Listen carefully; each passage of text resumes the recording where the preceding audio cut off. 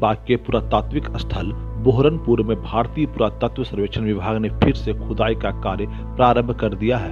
2020 में विभाग ने बजट की कमी के कारण खुदाई बीच में ही रोक दिया था।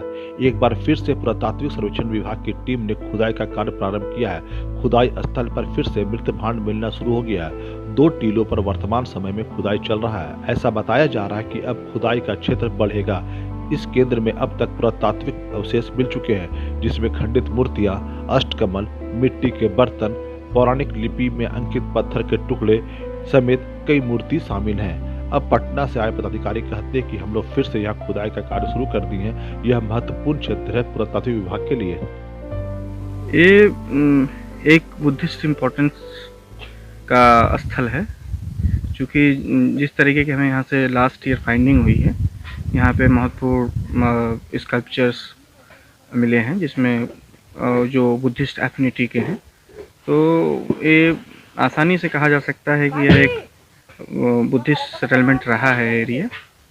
उसी के कंटिन्यूएशन में उसकी और अधिक हिस्टोसिटी या ऐतिहासिकता को जानने के लिए हम लोगों ने पुनः यहाँ पे एक्सकेवेशन डॉक्टर राजेंद्र देवरी जी के निर्देशन में पुनः प्रारंभ किया है। इस बार खुदाई होने के साथ साथ छात्र भी ट्रेनिंग करने के लिए पहुंच रहे हैं। पुरातत्व विज्ञान एवं संग्रह विज्ञान के रांची विश्वविद्यालय के छात्र का कहना है कि हमने अपना पढ़ाई समाप्त कर लिया है, अब प्रशिक्षण के लिए हजारीबाग पहुंचे हैं, क्योंकि हम लोग अब तक किताब में खुदाई से संबंधित जानकारी प्राप्त करते थे, लेकिन हम लोगों के लिए यह प्रयोगशाला से कम नहीं है। अब हम लोग खुले आकाश के नीचे जानकारी इकट्ठा कर रहे हैं कि कैसे आखिर खुदाई किया जाता है, कौन कौन से हथियार लगते हैं और खुदाई करने का तरीका कैसे होता है। यह हम लोग जैसे छात्रों के लिए महत्वपूर्ण केंद्र है। ये पुरातत्व के दृष्टि से बहुत ही महत्वपूर्ण जगह है।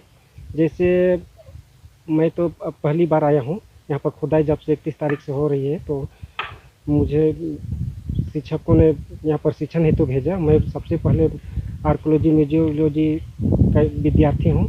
मेरा सेशन 2018 से 20 था और मैं सेशन कंप्लीट करके मैं यहाँ पर प्रशिक्षण हेतु आया हूँ। और अभी चूँकि हम तो किताब पढ़ते हैं, उसके बाद में खुदाई कैसे होती है, क्या टेक्निक है उनका, हम किताबों में पढ़ते हैं, लेकिन प्रैक्टिकल करके हम नहीं देखते हैं। जब मैंने यहाँ पर आया तो फिर मैंने देखा कि छोटे छोटे गैंते से लेकर के और छोटे छोटे औजार से थोड़ा थोड़ा करके हर ऑब्जेक्ट को, मतलब पूरा तत्व के जितना वस्तु है उनको किस प्रकार संरक्षित किया जाता है, ये मैं प्रशिक्षण सीख रहा हूँ। यहाँ खुदाई करने के लिए स्थानीय ग्रामीणों को लगाया गया है, जिसमें सबसे अधिक महिलाएं हैं, जिनकी संख्या 60 से अधिक है। स्थानीय महिलाओं में इसे लेकर काफी उत्साह है। महिलाओं का कहना है कि हम उत्खनन कार्य में लगे हैं, जिससे हम लोगों को आर्थिक लाभ हो रहा है। साथ ही साथ हमें इस बात की खुशी है कि हम अपने क्षेत्र के लिए काम कर रहे हैं, जो हमारे गांव को पूरे देश भर में अलग पहचान देने वाला है। 2 महीना तक काम चला। 1 साल के बाद 1 फरवरी से काम शुरू हुआ है।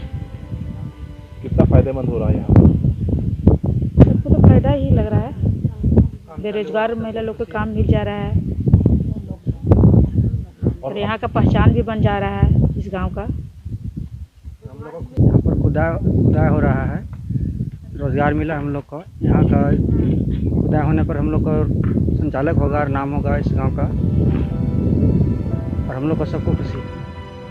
हजारीबाग चुरचू मार्ग से मात्र 2 किलोमीटर की दूरी पर सीतागढ़ में खुदाई चल रही है। बौद्ध ग्रंथों का अध्ययन कर बौद्ध भिक्षु बोहरनपुर पहुंचते थे और बौद्ध पद्धति से पूजा अर्चना भी करते थे।